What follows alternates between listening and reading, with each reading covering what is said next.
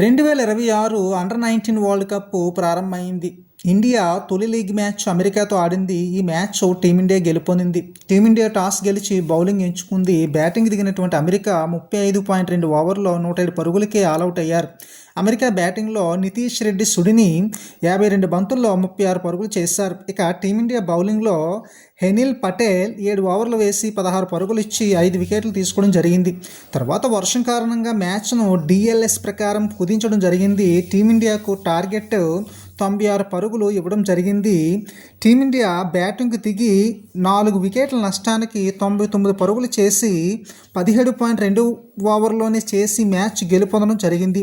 Team India బ్యాటింగ్లో అభిజ్ఞాన్ కుండు 41 బంతుల్లో 42 పరుగులు చేసి నాటౌట్గా ఉన్నారు. ఇక అమెరికా బౌలింగ్లో రిత్విక్ రెడ్డి 5 ఓవర్లు వేసి 24 పరుగులు ఇచ్చి 2 వికెట్లు తీసుకోవడం జరిగింది.